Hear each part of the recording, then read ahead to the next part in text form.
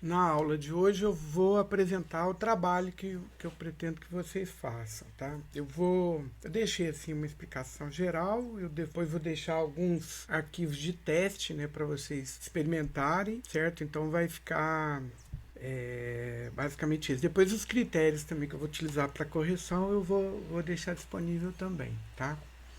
Então, eu quer dizer, eu apresentando isso não finaliza a disciplina. Eu quero apresentar a vocês outras alternativas que a gente tem para compilação, né? Apresentar outras questões, certo? Relacionadas a esse assunto.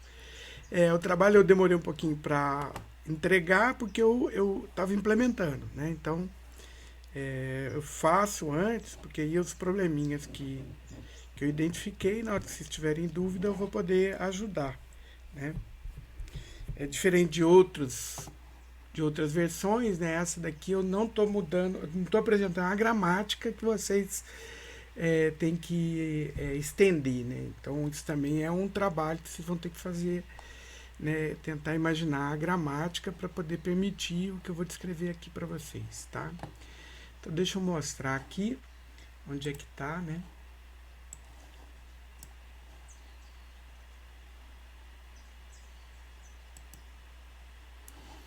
Então o trabalho está nessa guia aqui, ó, projeto do compilador, né?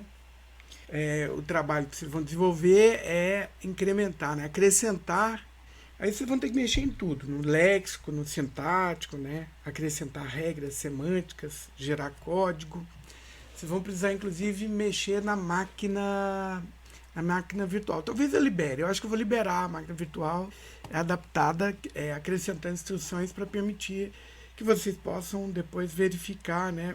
Testar o programa que vocês o resultado da compilação, né? A máquina virtual não é objetivo do trabalho. O objetivo do trabalho é desenvolver o compilador, que eu entro com o programa-fonte, né, que tenha vetores e ele traduza para a máquina virtual, certo? E aí a gente vai ter a possibilidade de executar, inclusive. E além disso, eu quero que vocês acrescentem as ações semânticas, né, para verificar tipos nas expressões com vetor, principalmente, né? As outras a gente já fez praticamente, né? Até a última aula que eu falei sobre verificação de tipos, a gente já construiu essa parte, né? Verificar tipo em expressão, tipo em condição de comando de repetição, né? Isso tudo a gente já viu. Então a questão agora é o seguinte: como a gente vai acrescentar esse tipo de vetor, a gente vai também acrescentar verificação, né, para o tipo vetor. O trabalho vai ser individual, tá? E aí eu vou atribuir nota, 10 pontos, de acordo com a apresentação. Então, quem não apresentar não vai ter nota no trabalho. E aí vai ter a questão da cópia aqui também, né? Que eu gosto de deixar bem claro para evitar problema. Então, se eu identificar cópia, aí eu vou corrigir um só, né? Não vou corrigir todos. Eu vou separar os programas que eu sei que são cópia e aí eu vou dividir a nota. Então, por exemplo, se eu corrigir o trabalho e a nota foi 8, né? Eu vou dividir, por exemplo, são 4 trabalhos iguais, né? Eu vou dividir, então para cada um eu vou dar a nota 2. Por que eu vou fazer isso? Porque eu não sei qual que é o original, qual que é a cópia. Eu sei que tem trabalhos idênticos, né?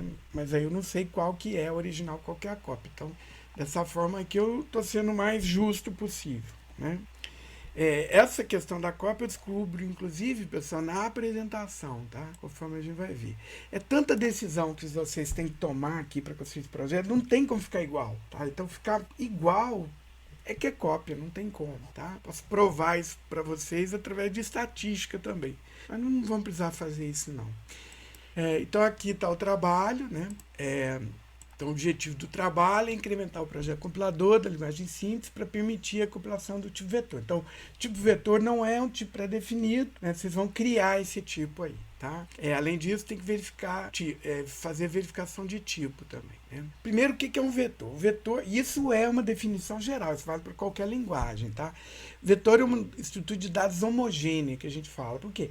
Via de regra, a grande maioria das linguagens, todos os elementos do vetor são do mesmo tipo.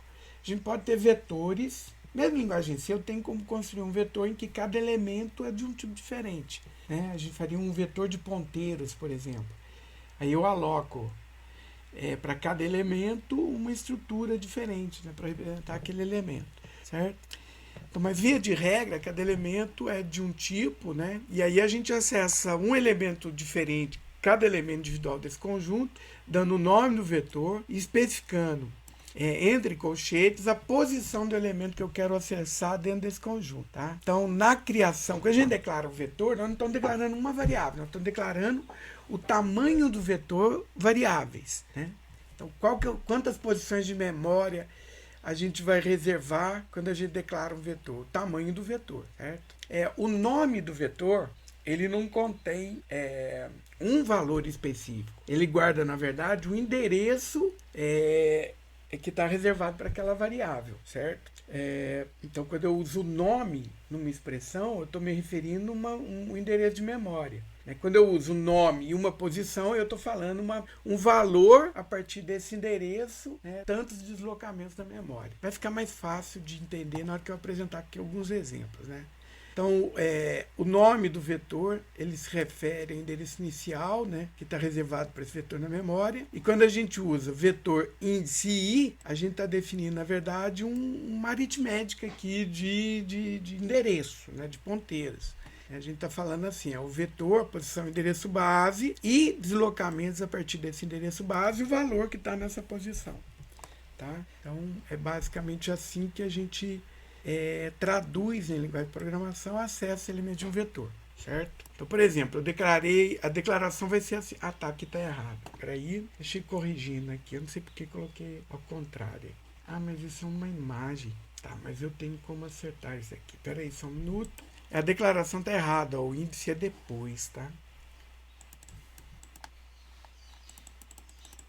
Só um minutinho, pessoal, vou corrigir aqui para ficar bem claro, né, o que a gente está falando.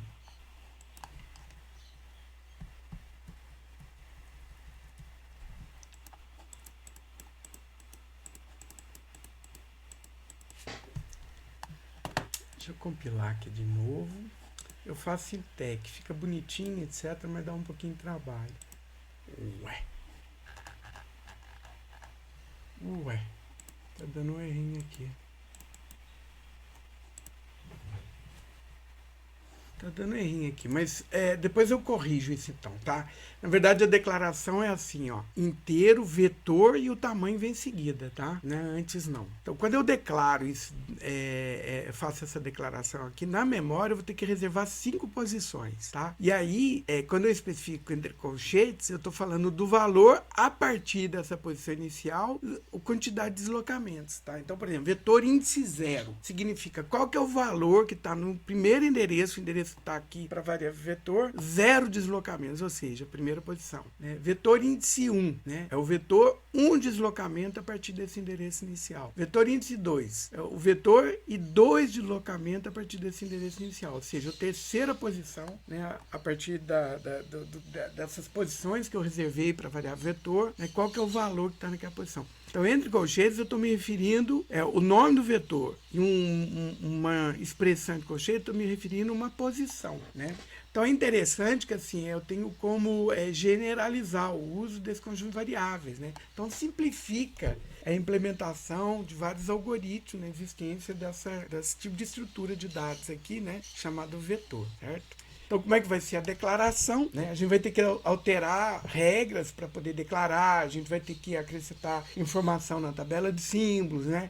Então, para poder permitir a tradução de vetor. Primeiro, a gente vai ter que mudar na declaração variáveis. Eu tenho que fazer a distinção aqui entre uma variável simples e uma variável vetor. Tá? Qual que é a diferença que existe entre uma variável simples e a variável vetor, pessoal? É fácil de perceber, né?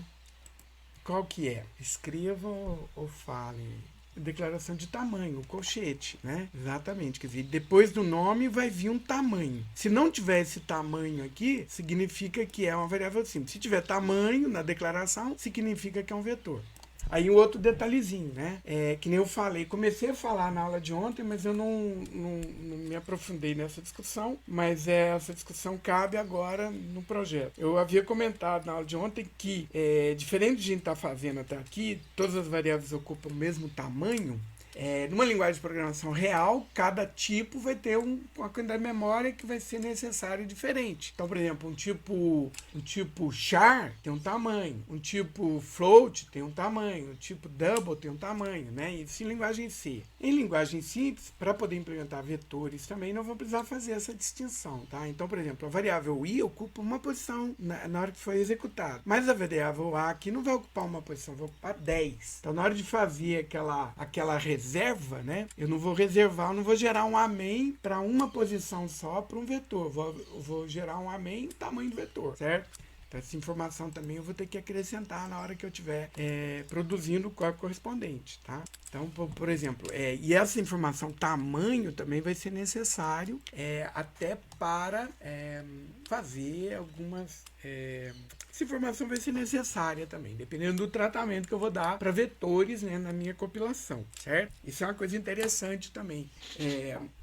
Eu posso, na hora de compilar, gerar código extra que verifica, né, em tempo de execução, se eu não estou fazendo um acesso indevido a uma posição de memória no vetor. Tá? Por exemplo, a linguagem C não faz essa verificação em tempo de execução, né? O compilador não acrescenta esses códigos para verificar limites de vetor. A linguagem Java já faz isso, né? Então, eu já havia feito uma analogia, pessoal, né, de algumas escolhas que a gente faz em linguagem de programação, como sendo uma balança, né, aquela balança de 2 pratos, certo?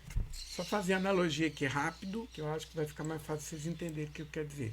Eu tinha falado, por exemplo, com relação àquela marca de fim, né, que a gente tem em linguagem C, que isso daqui é incômodo, né? Na hora de ler, fica difícil saber quando tem um bloco muito extenso, o fecha-chave aqui se refere ao quê, né? Aí normalmente a gente faz assim, ó, fim do while, fim do if, né? A gente marca para ficar mais fácil de ler, né? Certo? É assim que a gente faz. Na nossa linguagem simples, nós resolvemos isso usando uma marca diferente para cada estrutura, né? Então, por exemplo, a gente tem uma marca que é fim enquanto, né? A gente tem uma marca fim C, né? Cada estrutura diferente, a gente tem uma marca diferente. Então, isso daqui eu havia feito uma analogia assim, é como uma balança de 2 pratos, né? Na hora que a gente está desenvolvendo o projeto compilador, a gente tem que tomar decisão. Nesse caso aqui, os pratos dessa balança são legibilidade e facilidade de escrita. São duas propriedades, né, do projeto de linguagem, certo? Então, no caso, a legibilidade, né, dessa marca de fim de bloco da linguagem C é pior do que da linguagem fim, tá? Agora, a facilidade de escrever em linguagem C é maior, concorda comigo? Porque você tem o mesmo símbolo, você não tem que lembrar qual que é a marca de fim, né? Então, uma característica da linguagem que a gente vai ponderar. A gente quer mais fácil de ler ou mais fácil de escrever, né? No caso de verificação limite de vetor, que existe, né, em linguagem verificar limite de vetor na execução, né, a gente pode implementar ou não, outra vez esse prato aqui da balança, né, que a gente tem que escolher entre duas características da linguagem que nesse aspecto aqui são conflitantes, né? Então a gente tem de um lado da balança aqui o que a gente chama de confiabilidade e do outro lado da balança é eficiência. Tá? Então, em linguagem C, por exemplo, o compilador gera um código que, durante a sua execução, não verifica se eu estou acessando fora do vetor ou não. Tá? Então, a linguagem C, ela nesse aspecto aqui, ela preferiu produzir um código mais eficiente. Tá? A linguagem Java, por sua vez, quando a gente compila em Java, ele gera um código que toda vez que tem acesso a um elemento do vetor, nesse código existe um teste, que ele verifica se eu estou tentando acessar fora do vetor ou não. Quando eu tento acessar fora do vetor na execução de um programa em Java, ele gera uma exceção, né? Dizendo que eu tentando acessar uma posição que não existe no vetor. Tá? Esse código extra que é gerado na compilação de acesso a vetor linguagem Java, né, produz um código mais confiável, mas menos eficiente. Por quê? Toda vez que vai acessar vetor, além do acesso, existe um teste, um if, né, um se então, se não, linguagem máquina, né, que compõe esse código. Certo? Então, esses aspectos, pessoal, que a gente está desenvolvendo em linguagem de programação, a gente tem que fazer escolhas. Tá? Imagina assim, você tem vários aspectos que você quer que tenha a tua linguagem e você vai, né, nessa prateleira, você vai escolher, ó, eu quero isso, eu quero aquilo, né? E você vai fazendo a seleção. Cada aspecto que você escolhe da tua linguagem pode ser que conflite com outro aspecto, né? A linguagem C, de um modo geral, ela optou, assim, por facilitar a vida do programador, do ponto de vista de ter o mínimo de restrições possíveis, né? E produzir códigos eficientes. Então, é a melhor estratégia? Talvez não seja, né? Tanto que as linguagens estão ganhando mais utilizadas, assim, para o geral, hoje em dia, são linguagens que não são tão eficientes, né? São mais confiáveis, né? E etc. Então, esse é um aspecto aqui que a gente vai encontrar em linguagem. A gente vai produzir um código que acessa vetores, em que a gente não vai verificar esse código que eu vou gerar, a gente não vai produzir junto ao acesso a vetores, teste para verificar se eu estou acessando fora do limite ou não, tá? A gente pode discutir como é que isso pode ser feito, né? No caso, como a gente não tem como gerar exceção, né? Nossa máquina executa um programa só, então eu teria que bolar, né, uma instrução, né, para minha máquina virtual que corresponderia a essa exceção, né? Eu tentaria dizer que eu estou tentando acessar fora de um vetor, né? Produzir um código que faça esse tipo de teste, tá? Então, esse é um detalhe, né, que a gente vai ter que preocupar, não, mas cabe aqui na hora que a gente está discutindo sobre vetores, né? Na hora que eu declaro o vetor, a gente vai guardar na tabela de símbolos o tamanho dele também. Esse tamanho seria útil, por exemplo, eu vou fazer teste se na hora que eu estou executando meu programa eu estou acessando fora ou não. Por que só dá para fazer esse teste na hora que eu estou acessando o vetor, pessoal? Na hora que eu estou executando um programa? Porque os valores das posições aqui podem ser variáveis. E o valor das variáveis só vai ser conhecido em tempo de execução, tá? Então, por exemplo, leia AX mais 1. Como é que eu sei se esse x mais 1 está dentro dos limites do meu vetor ou não, né? Isso depende do valor de x. Se o x assumiu o lixo de memória aqui, eu estou acessando a posição 1000 de um vetor que só tem 10 elementos, tá errado, né? Mas eu só vou descobrir na hora que eu estou executando. Na hora de compilar, eu não sei qual que é o valor que a variável vai assumir. Pode ser que esse valor esteja sendo lido, né? Eu fiz assim, leia x e depois eu faço leia ax mais 1, né? Então, o valor x vai ser lido. Como é que eu tenho como compilar e descobrir que valor que o usuário vai digitar? Não tem como, né? Por isso que essa verificação tem que ser acrescentada, né, para linguagens de programação que verificam, né, a correção de acesso a vetor, né, limites, né, do vetor, quando eu estou acessando o vetor do meu programa. Isso tem que ser feito a partir de um código que é produzido, né, na compilação. Tá? Em termos de execução é que a gente tem que fazer esse teste. Então tá, mas a minha tabela de símbolo, para essa declaração aqui, vai ter que ter no mínimo valores aqui. Então percebam que eu estou acrescentando aqui mais 2 campos, né, para permitir a tradução, tá? Um campo chamado categoria, para saber se é vetor ou variável, e o outro campo tamanho, né, para saber o tamanho do meu vetor. Então, o tamanho aqui nessa primeira versão, talvez eu peça, mas eu não sei, ainda estou pensando, para vocês fazerem uso desse tamanho aqui, mas eu vou verificar, tá? Então, esses 2 campos, categoria e tamanho, vão ter que ser acrescentados aqui para vocês poderem fazer essa tradução. Pode perguntar, Eduardo. É um vetor em que cada elemento é uma estrutura, né? É similar ao que vocês fizeram até aqui, tá? É parecida com o que vocês já fizeram. Quer ver? Eu vou abrir aqui o código de um exemplo, né, coisa que a gente já fez para vocês verem como é que... Aqui, ó. Por exemplo, a tabela de símbolos aqui só tem esses 3 campos até agora, né? Na última versão que a gente desenvolveu, a gente acrescentou esse campo aqui, tipo, para poder tratar tipos, fazer verificação de tipo, né? Aí vai ter que ter mais 2 campos aqui, né? O que eu tô falando é isso. Vocês vão ter que ter um campo de vetor, né? Não, é um vetor em que cada elemento é do tipo struct, né? Então, aí vai ter mais 2 campos aqui. Essa aqui é a ideia. Aí, será que eu fechei? Peraí, eu fechei vai ser o tamanho e a categoria. Esses 2 campos aqui tem que ser acrescentados. E a gente vai ter que mantê-los também para poder fazer a tradução de forma correta, certo? E aí, na hora, eu vou ter que mudar os comandos de atribuição, de leitura, e vou ter que mudar o comando, fazer a distinção entre a variável simples e a variável composta numa expressão, tá? Então, na hora de ler, eu vou poder ler. E aí eu vou especificar um vetor e uma posição onde o valor deve ser lido. Na hora de atribuir, eu vou poder atribuir numa posição de um vetor, tá? Então, aqui é diferente. Antes era só uma variável simples, agora pode ser variável composta, né? Na hora de atribuir. E na hora numa expressão vai poder poder aparecer, além de constante, variável, vai poder aparecer um elemento de vetor, né? Que vai ser especificado assim, nome do vetor e um tamanho do colchetes, né? Então esse colchete vai ser um novo léxico também que vocês vão ter que acrescentar, né? Ele não existe pré-definido, vocês vão ter que criar ele também, tá? Vocês vão imaginar também a existência de mais duas instruções da máquina para poder permitir a tradução de vetores, tá? E aqui eu já estou dando os esquemas de tradução, né? De certa forma aqui eu já estou dando o semântico, né? Que vocês vão ter que acrescentar a regra e depois vocês vão ter que, no meio da regra, acrescentar a semântico, produzir, né? Uma tradução similar a essa que eu estou dizendo aqui, tá? Então a gente tem duas instruções, uma que é o armazena vetor, eu passo qual que é o endereço desse vetor memória, tá? E aí, quando eu chamar essa instrução de máquina, na pilha de execução eu vou ter que ter na posição topo da pilha -1 a posição onde o valor deve ser colocado e no topo da pilha o valor que tem que ser colocado nesse vetor n, tá? Vai ficar mais fácil na hora que eu apresentar um exemplo aqui, mas é assim que vai ser feito. Então o n aqui indica onde é que esse vetor existe na memória, na posição ms-1 tá a partir dessa posição n em qual deslocamento, né? Então o deslocamento vai estar na pilha também e o valor que eu vou colocar nesse elemento do vetor vai estar no topo da pilha, tá? Então toda vez que eu executar o armazena, tem dois valores da pilha. A posição onde eu tenho que guardar o valor que eu quero guardar no vetor e o valor que eu quero guardar, certo? Então é assim que acontece. E aí eu vou decrementar duas posições na pilha depois que eu armazenei, né? O armazena simples tem só um valor para guardar numa variável, né? O armazena no vetor, eu vou ter na pilha de execução o índice e o valor. E aí eu vou eu vou tirar esses dois valores da pilha e vou mudar na memória, né, no índice do vetor, colocar o valor.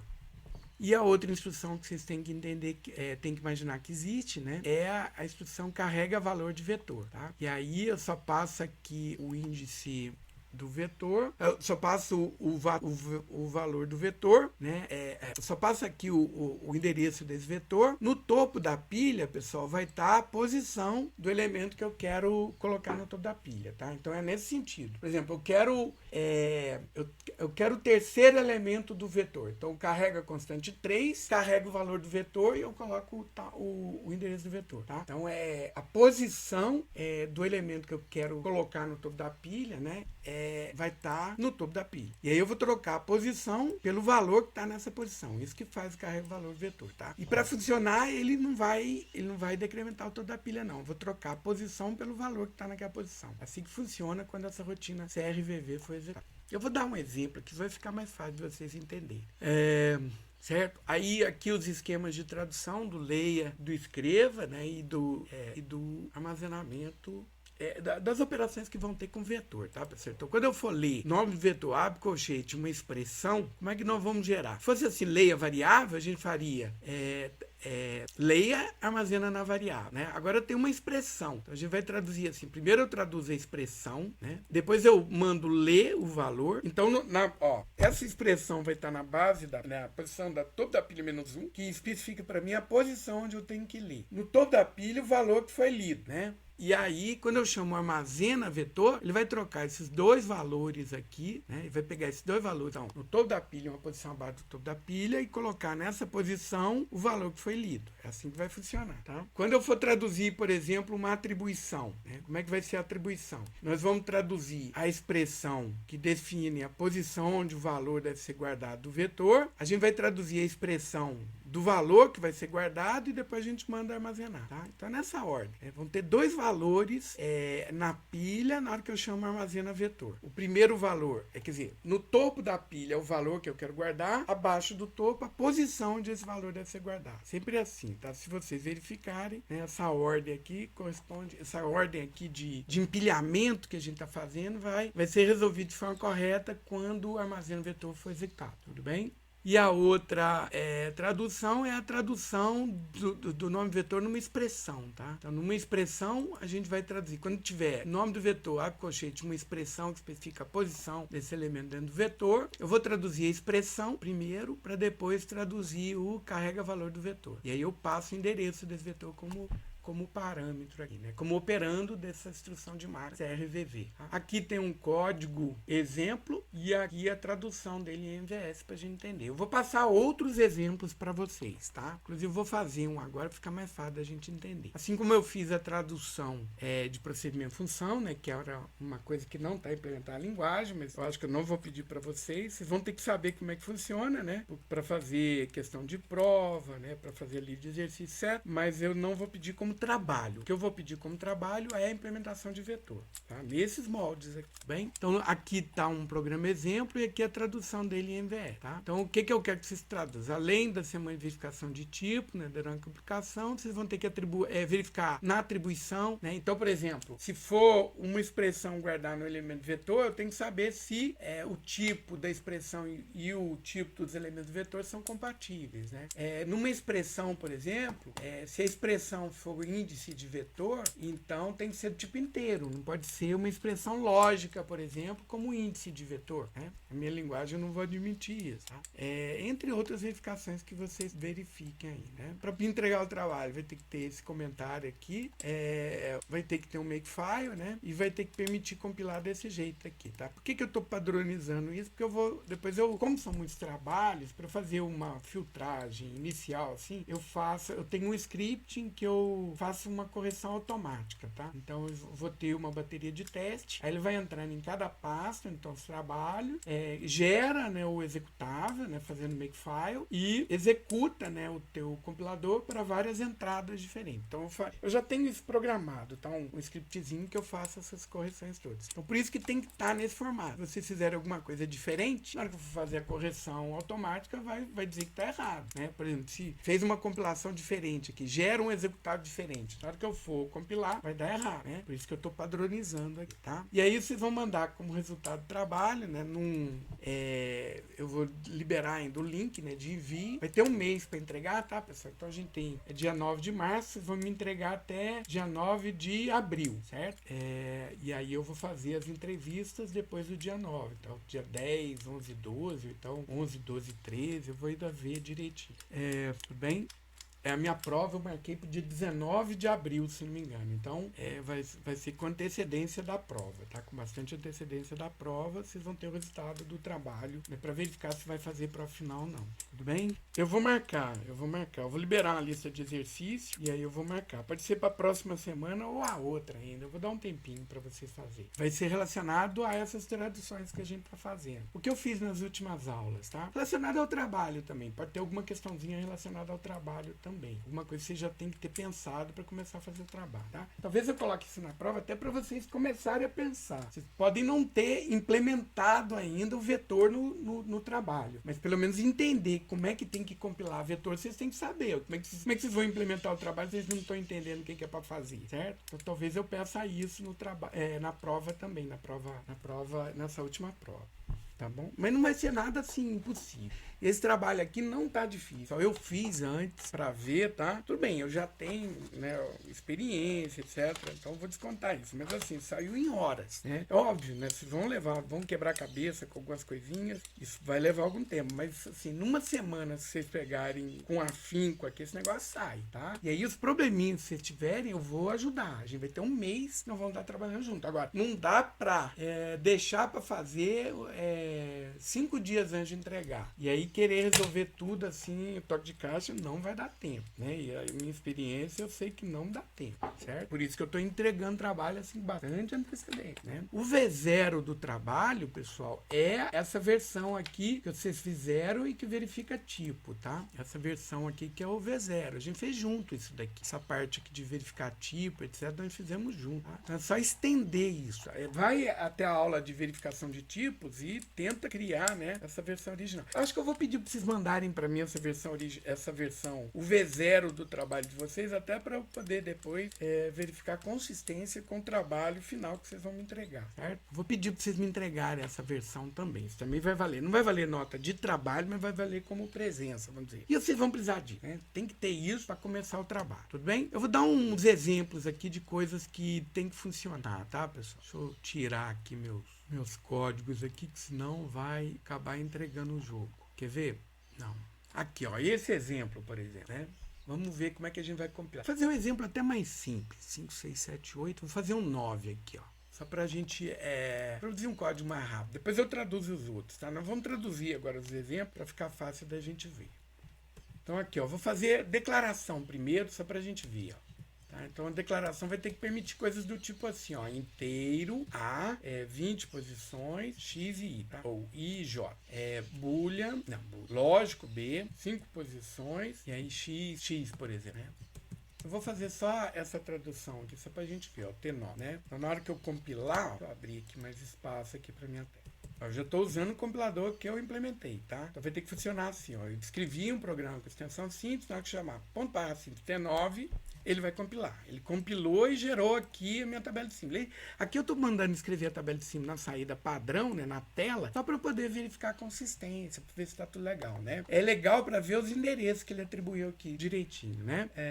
Do jeito que eu implementei aqui, ele está escrevendo só o I e L, mas eu poderia escrever int e log, né, para ficar mais fácil até de ver. O I e o L aqui se misturam um pouquinho, né? Mas percebam que na tabela de cima a gente tem todos os nomes que eu cadastrei, A, I, J, B e X, né? E aí os tipos foram atribuídos de forma correta, o tamanho está correto também, ó. Então o A, o tamanho dele é 20, o B, o tamanho dele é 5, as duas variáveis ocupam uma posição só de memória. Né? Agora o endereço é que é legal, ó. Então a variável A, por exemplo, o endereço dela é 0 e são 20 posições consecutivas que vão estar reservadas para a variável A. Então na verdade vão existir quantas posições vão ser reservadas na memória, pessoal? 0, 1, 2 até 19, tá? Então a próxima variável vai ocupar o endereço 20, né? Porque de 0 a 19 está reservado para os elementos vetor A, tá? E a variável J, 21. E a variável B, 22. Só que a partir de 22, 5 posições consecutivas vão estar reservadas para a variável B, né? Então, 22, 23, 24, 25, 26. A próxima variável, que é a variável x, vai estar ocupando o endereço 27. Né? E quantos espaços de memória eu tenho que alocar aqui? 28. Né? Podem ver que o código gerado aqui ele vai fazer um main 28. Tá? Então, vou ter que reservar 28 posições na memória, né, para poder guardar, né, essas posições para as minhas variáveis. Aqui, certo? Dessas 28 posições, né, de 0 até 19 são os elementos do vetor A, posição 20 e 21 são os elementos, são as variáveis I e J, respectivamente. Das posições 22 a 26 são os elementos do vetor B, e a posição 27, né, dessas 28 posições, de 0 a 27, né, dá 28. Estou usando o 0, estou contando o 0 também, por isso que deu 28, né? A posição está reservada à variável X, tá? Então, do ponto de vista de compilação, é isso. Vocês vão ter que produzir, ó, a declaração. Essa é a primeira coisa que vocês vão ter que implementar, a declaração. Né? Então, vai ter que gerar essa tabela aqui e vai ter que gerar pelo menos esse código. Esse é um primeiro teste que eu faria, tá, pessoal? Inclusive, foi esse primeiro teste que eu fiz mesmo na hora que eu comecei a desenvolver, tá? Então, a primeira coisa que vocês vão ter que acrescentar na tabela de símbolo, mais 2 elementos,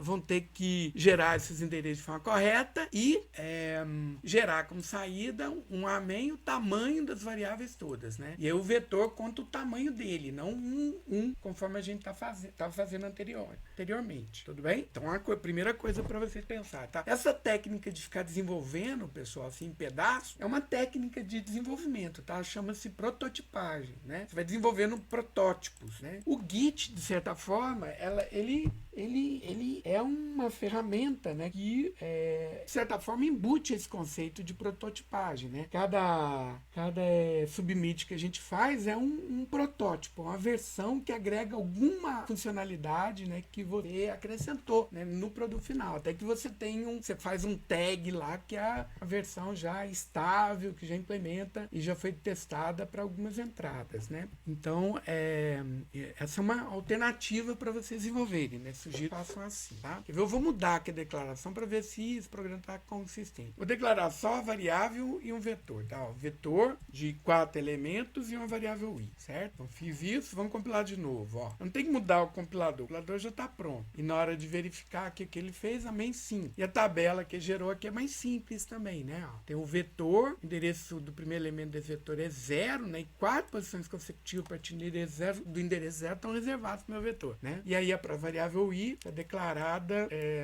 está declarada ocupando a quinta posição aqui na memória, né? Elemento de endereço 4, tá? Que é uma variável, que eu estou fazendo a distinção delas, tá? Vamos fazer aqui mais algumas coisinhas, ó. Por exemplo, eu vou agora atribuir um valor pro elemento do vetor, certo? Nós vamos preencher esse elemento do vetor nessa posição com o valor que eu quero. Certo? Aqui tem um erro, ó, que o meu compilador não verifica, né? Se eu mandar preencher na posição 10 desse vetor, ele vai fazer, só que tá errado, né? Vai gerar código, na hora de executar vai dar errado, porque eu vou estar acessando a partir do endereço básico o elemento 10 que não corresponde à minha variável vetor. Minha variável vetor está limitada entre 0 e 3, né? A posição 10 não existe, mas isso eu não consigo verificar em termos de compilação. É impossível, tá, pessoal? Por quê? Porque eu poderia estar fazendo assim, ó, leia aí, tá?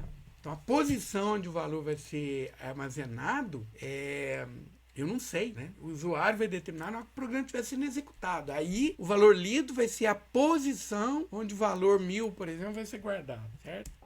Aí eu posso fazer assim, ó, enquanto i recebe 0, enquanto i for menor que 4, faça, escreva vetor índice i e recebe mais 1. Essa é uma operação básica com vetor, essa varredura, tá? Então, normalmente, a gente vai trabalhar, quando a gente trabalha o vetor, a gente trabalha ele com uma repetição, né?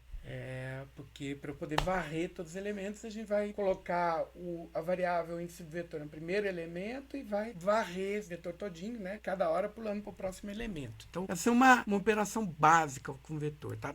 Via de regra, quando eu tenho um vetor numa linguagem de programação, para eu poder fazer esse tipo de operação aqui. Para eu poder generalizar operações com aquele conjunto de variáveis, né? Não fosse assim, eu teria que declarar 4 variáveis diferentes, né? Int, v1, v2, v3 e v4, né? E aí eu não poderia fazer repetição, eu teria que fazer, eu escreva v1, escreva v2, v3 e escreva v4. Suponha que eu quero agora meu vetor com 100 elementos, né? Em linguagem que admite vetor, eu vou poder fazer só isso, né? Basicamente, só vou fazer isso daqui, ó. Eu mudei na declaração tamanho meu vetor e na minha repetição, quantos elementos eu vou percorrer. E se eu fosse trabalhar com variáveis individuais, pessoal? Como é que eu teria que fazer? Eu teria que declarar 100 variáveis, né? Dá para fazer assim? Não, impraticável. Por isso do vetor. Para eu poder trabalhar variável, né?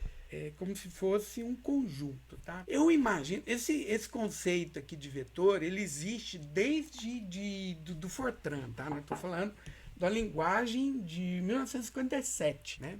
E aí tem um negócio interessante que algumas variáveis em Fortran, na versão original, não precisavam ser declaradas, tá? Então, I, J, K, L, M, por exemplo, já eram variáveis índice pré-definidas. A gente não precisava declarar, porque já eram conhecidas. Eu imagino, pessoal, que esse conceito aqui, ele vem da matemática, né? O Fortran é a contração de duas palavras, né, em inglês, que é Formula Translation. Eram matemáticos que estavam trabalhando com isso, tá?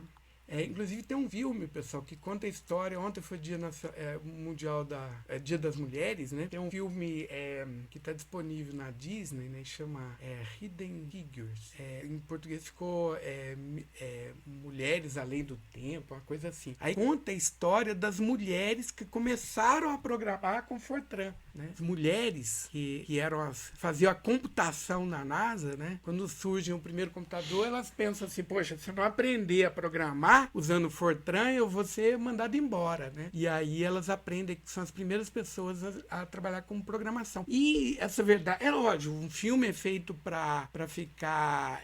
tem todo um lance de criar impacto, né? Inclusive a história parece que essas mulheres aqui não existiram na mesma época e não se conheceram, conforme é descrito no filme. Mas para ficar interessante, seria interessante que elas participassem do mesmo núcleo, né? Mas é um filme muito interessante, tá? Para vocês assistirem, tá? E conta um pouquinho da história do Fortran. Tem um livro também que eu vou citar, que chama Os Inovadores. É um livro bem legal, li recente. Conta a história do desenvolvimento da computação de modo geral, tá, pessoal? E aí conta a história desse Fortran aqui, dessas mulheres trabalhando com essa linguagem de programação. Tá, feito esse parênteses, eu viajei um pouquinho aqui, citando filmes, etc. Vamos voltar no Fortran e vamos voltar no I, no J, no vetor, esse conceito. Eu imagino que tenha sido criado assim. Eu não li, não, mas imagino que seja assim, ó. Então, o Fortran o quê? É uma linguagem para traduzir fórmulas, né? E uma uma fórmula matemática, por exemplo, né, de somatório seria assim, ó, tá certo? Ó, x recebe, x é igual, né, ao somatório de i igual a 0 até i igual a n, vende-se i, tá? Então essa variável aqui, né, na verdade não é uma variável, é um conjunto de variáveis, né, que a gente usa numa expressão matemática. Isso aqui existe na matemática, tá? E aí, né, isso virou lá em linguagem de programação, né, uma coisa desse tipo. Acho que no Fortran é 2 pontos igual a atribuição, tá? Aí virou aquele for, né, e começando 0 até n do, né, aí você faz x, recebe x. Ué, parou de escrever aqui. Só um minutinho. Esse programa aqui, ele tá dando umas travadinhas, tem hora. Esse Chornal aqui tá dando umas travadinhas.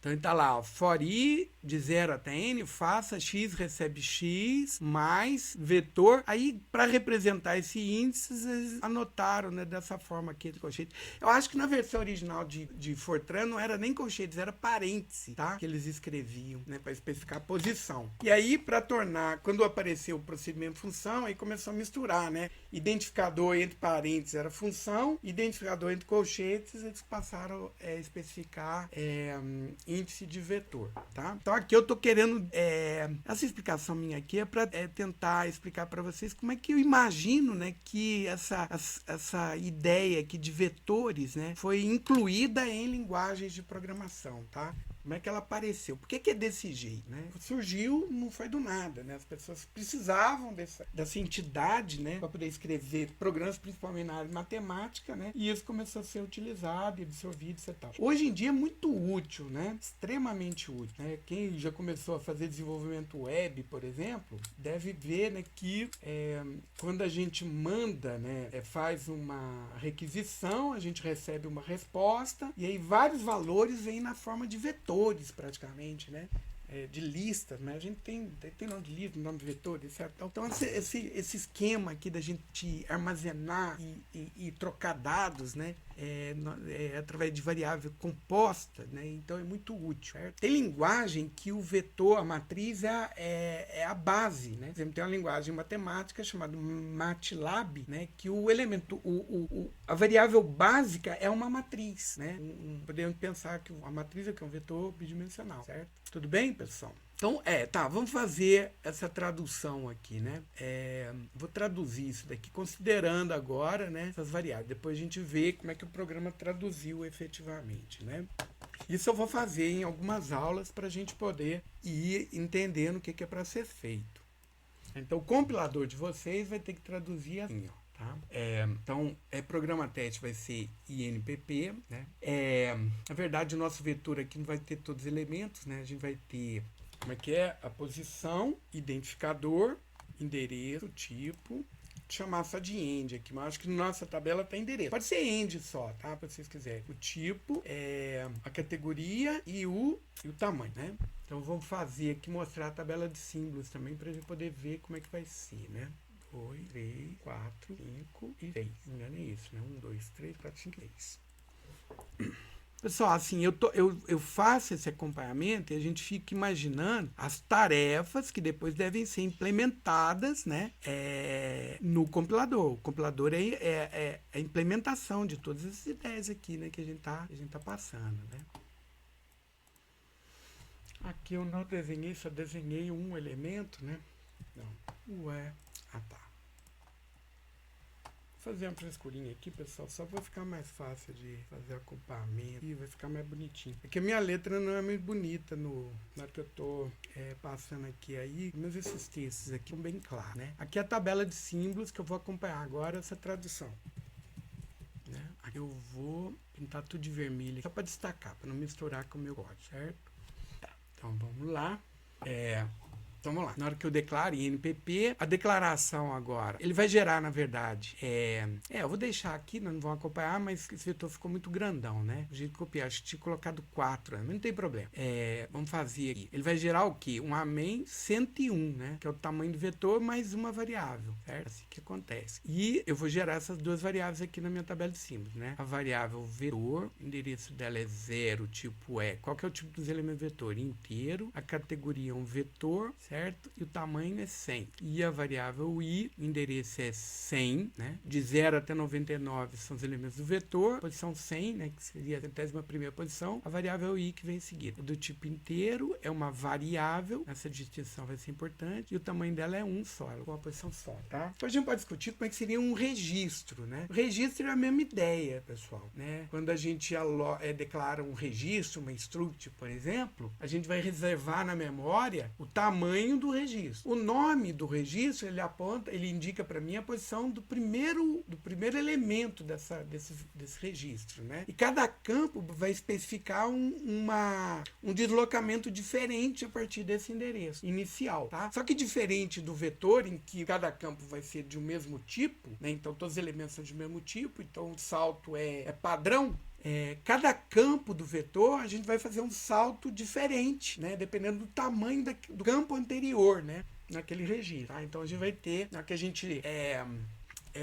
hora que a gente especifica os campos de um vetor, a gente tem que saber quais que são os saltos que a gente vai fazer nesse vetor. A gente pode guardar esse tipo de informação também na tabela de símbolos, né? Eu guardo a estrutura, né, o registro, e cada campo do registro eu cadastro aqui também para a gente poder saber que salto que eu vou ter que fazer na hora que eu for acessar aquele campo específico, certo? Mas a ideia por trás de reserva de memória, né, como é que é o conceito de uma variável heterogênea registro é parecido aqui com a variável homogênea vetor. Então tá, fizemos isso. Então vamos ter lá agora o leia aí, né? Então vai ser leia, armazena na variável global. Qual que é o endereço da variável i? 100, certo? Agora o vetor em si. Como é que é o esquema de tradução aqui? Ó? Vamos pegar na especificação do trabalho, né? O esquema de tradução de uma atribuição vai ser assim, ó. Eu vou traduzir a expressão entre parênteses. Depois eu vou traduzir a expressão que eu quero do valor que vai ser atribuído e eu gero um armazena e endereço daquele vetor, né? Então, esse aqui é o esquema de tradução. Eu vou até copiar isso daqui para ficar bem claro, né, no acompanhamento que eu vou fazer agora.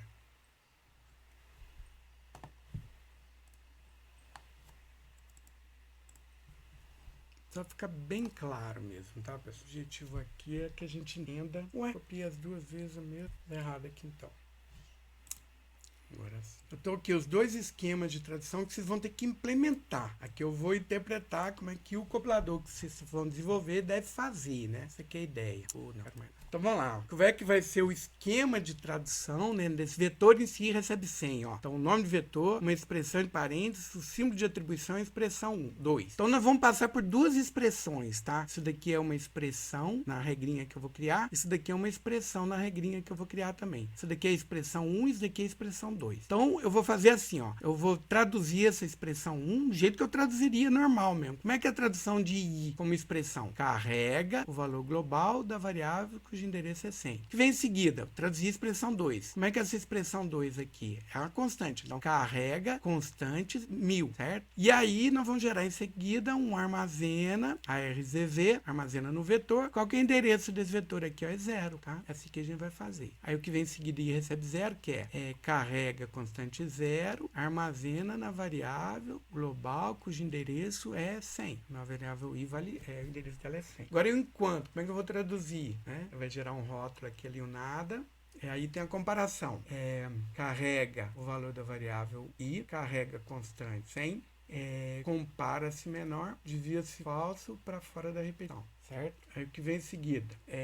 Agora eu escrevo a vetor em si. Aí eu escrevo a vetor em si, essa daqui, essa tradução aqui, tá? Então, quando aparece um vetor numa expressão, né? Como é que eu vou traduzir? Eu vou traduzir a expressão do vetor, né? Essa é a expressão do vetor. E aí eu vou gerar um CRVV para essa posição. Qual que é o valor que está nessa posição? Então, como é que é a tradução do i? Carrega valor global da variável de endereço 100. Traduzir a expressão já, então eu vou fazer agora o CRVV. CRVV carrega o valor do vetor, né, de endereço 0 dessa posição que eu carreguei na pilha anteriormente. E aí eu mando escrever, certo? E aí eu vou fazer o i recebe mais 1. Então carrega o valor global da variável com endereço é 100, carrega constante 1, soma, armazena em 1. Armazena na variável, né? Terminei de fazer, faço o início da repetição de novo, né? Cheguei nesse fim enquanto, vou desviar para o início de novo, e aqui a saída da minha repetição, certo? Terminou de repetir fim programa, ele vai fazer o dmain 101, e fim do programa, certo? Então esses esquemas de tradução aqui, ó, eu utilizei aonde, pessoal? Que é o que vocês vão ter que implementar. Vocês vão ter que implementar a regra e no meio das regras acrescentar, né, ações, né, que vão fazer esse tipo, a sequência de tradução aqui para permitir coisas desse tipo aqui, tá? Esse daqui é a sequência para traduzir, né, o vetor quando aparece no lado esquerdo da atribuição. Esse daqui é a sequência para traduzir quando aparece um vetor numa expressão. Tá? O que acontece? De novo, vamos ver se ele compilou certo. Nessa aqui agora, ao invés de usar meu ambiente de desenvolvimento, eu estou usando aqui o... Ah, não, eu não compilei ainda. Olha lá, ele compilou. Aqui o resultado da compilação. Quase não tá cabendo aqui, não tem problema. Anda com ela para ele. Ontem eu fiz acompanhamento e eu pulei um soma aqui, pessoal. Depois vocês dão uma olhadinha. Eu acho que eu vou pedir. Não vai dar mais tempo, tá muito cedo da hora. Mas a próxima vez que eu for marcar como presença, ao invés de vocês responderem questões, eu vou pedir para vocês fazerem uma errata da minha aula. Né? Identificar a hora que eu escrevo uma coisa e falo outra. Tá? Na aula de ontem eu encontrei no mínimo 3 situações em que eu falei uma coisa e escrevi outra.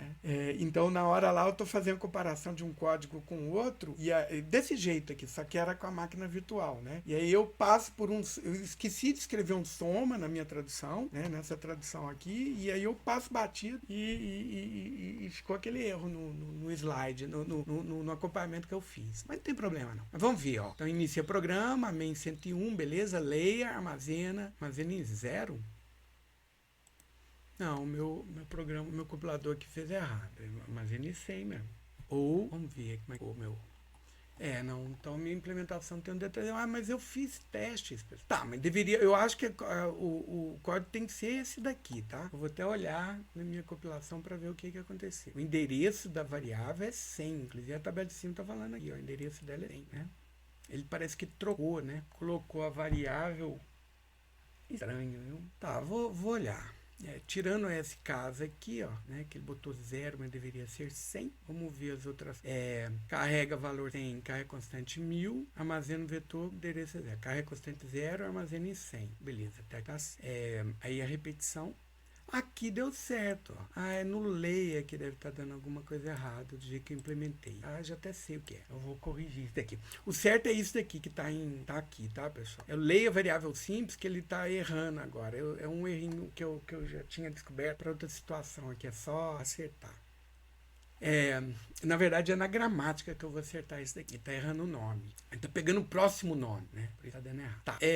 Então tá. L1 nada, carrega valor da variável 100, carrega constante 100. Beleza, aqui deu certo. Tá vendo? Compara-se menor, carrega valor 100, carrega valor 0. Aqui deu certo também. Né? Escreve, aí carrega valor 100, carrega constante 1, soma, armazena em 100, devia sempre L1, L2 nada, fim programa. Então, tirando o lei aqui que ele fez errado, né? Ele tá lendo no lugar errado, o resto tá certinho, tá? Então é basicamente isso que vocês vão ter que fazer, tá? Na aula de amanhã, na próxima aula, eu vou passar para vocês mais algumas situações de compilação, tá?